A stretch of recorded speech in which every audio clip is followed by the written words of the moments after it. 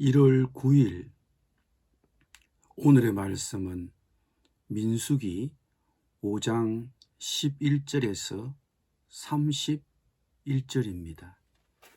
여호와께서 모세에게 말씀하여 이르시되 이스라엘 자손에게 말하여 그들에게 이르라.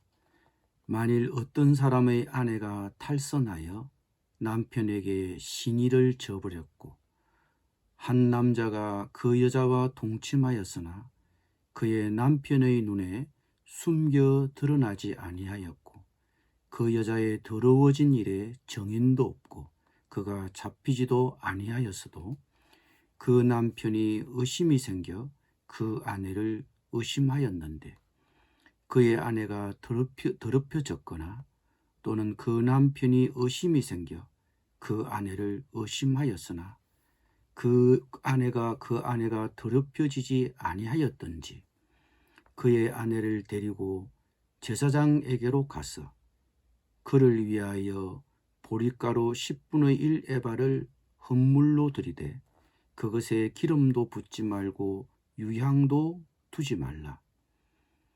이는 의심의 소재요 죄악을 기억나게 하는 기억의 소재라.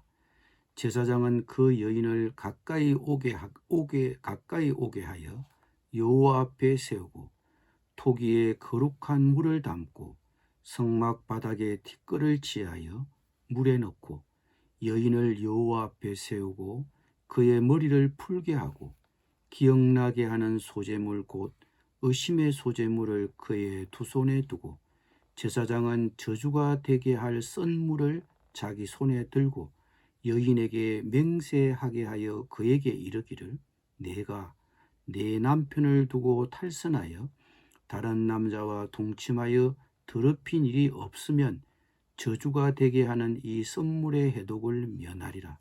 그러나 내가 내 남편을 두고 탈선하여 몸을 더럽혀서 내 남편이 아닌 사람과 동침하였으면 제사장이 그 여인에게 저주의 맹세를 하게 하고 그 여인에게 말할지니라.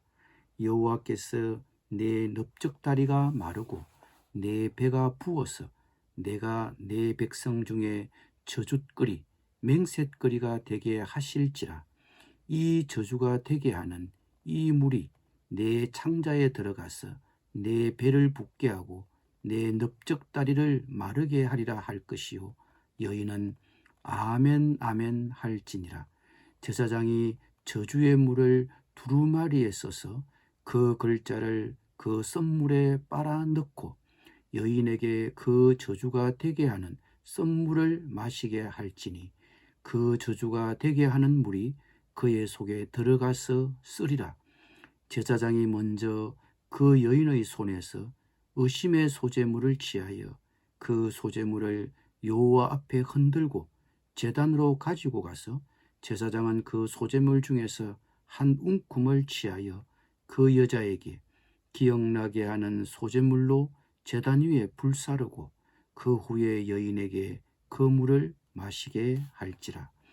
그 물을 마시게 한 후에 만일 여인이 몸을 더럽혀서 그 남편에게 범죄하였으면 그 저주가 되게 하는 물이 그의 속에 들어가서 쓰게 되어 그의 배가 부으며 그의 넓적다리가 마르리니 그 여인이 그 백성 중에서 저주거리가 될 것이니라. 그러나 여인이 더럽힌 일이 없고 정결하면 해를 받지 않고 임신하리라. 이는 의심의 법이니 아내가 그의 남편을 두고 탈선하여 더럽힌 때나 또는 그 남편이 의심이 생겨서 자기의 아내를 의심할 때에 여인을 여호와 앞에 두고 제사장이 이 법대로 행할 것이라.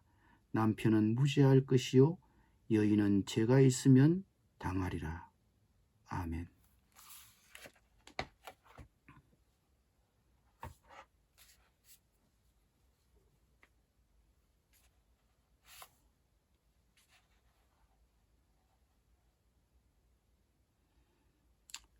오늘 본문은 간음 협의가 있을 때 어떻게 다루어야 할까 하는 문제입니다. 이것은 부부 사이의 문제입니다. 오늘 본문에 나오는 의식은 어떤 남자가 자신의 아내의 부정을 의심하는 경우 그 의심이 정당한가를 하나님이 입증하시게 하려는 절차입니다. 물론 간음죄를 저지르고 그 정인이 있다면 사형을 당할 것입니다. 그러나 실질적으로 간음을 했어도 정인이 없다면 그 심정만으로는 판결을 내릴 수는 없습니다. 그러므로 오늘 의식은 정말 그 남자의 아내가 간음을 했는지 남편이 자기 아내를 근거 없이 의심을 하는지를 구별하려는 것입니다. 의심이 되면 그 문제는 모든 것을 알고 계시는 하나님의 손에 맡겨야 합니다. 제사장은 의심을 받는 여인이 자신에게 저주의 맹세를 하게 하는 의식을 수행해야 했습니다. 아내에 대한 남편의 의심을 입증하거나 아니면 그 협의를 벗기 위해서 해당 여인은 의심의 소재, 곧 자신의 잘못을 상기하여 기억나게 하는 곡식 제물을 드려야 합니다. 제사장은 토기에 거룩한 물을 담고 성막 바닥에 티끌, 즉 여호와 앞에 있는 티끌을 취하여 물에 넣고 만약 그 여인이 간음죄를 지었으면 그 여인에게 자신의 배가 부어오르며 또한 자신의 넓적다리가 마르게 되리라는 저주를 합니다.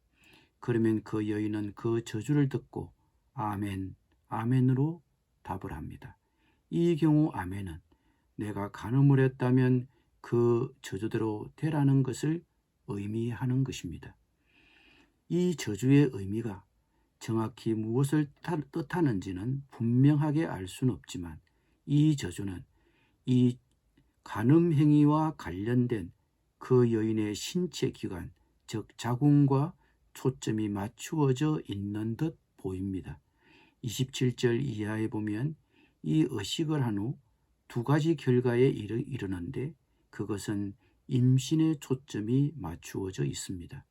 궁극적으로 간음죄를 범한 여인은 아이를 낳지 못하는 저주를 받게 됩니다. 신구약 시대에 아이를 낳지 못한다는 것은 여인에게는 큰 불행이었습니다. 반면에 그 여인이 깨끗하다면 28절의 말씀처럼 아무런 해도 받지 않고 임신을 하게 될 것입니다.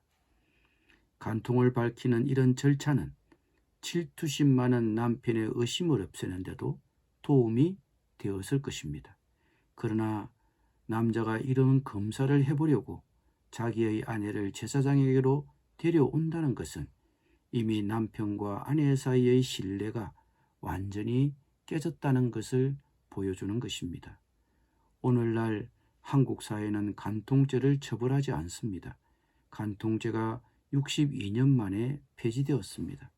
간통죄는 국민의 기본권을 침해하는 것으로 위헌이라는 헌법재판소의 판단이 나왔기 때문입니다.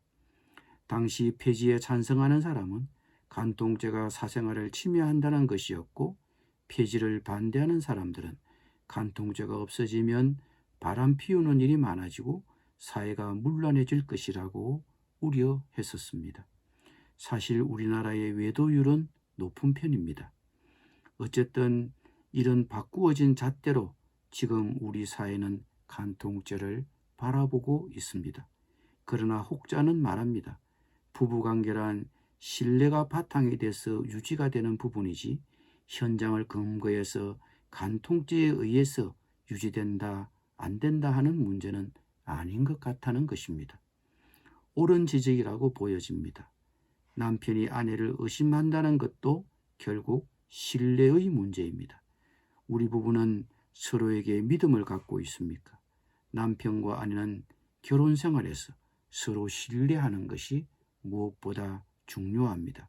서로 의심한다는 것, 그것을 오늘 신명기 말씀에 대입한다면 하나님이 우리 부부 가운데 거하지 못하게 하는 부정이 될 수 있습니다.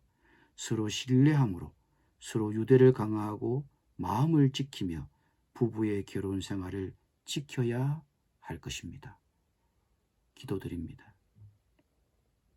주님, 우리 부부는 서로 신뢰함으로 서로의 유대를 강화하며 하나님이 거하시는 구별된 결혼관계, 결혼 생활을 누리게 하여 주옵소서.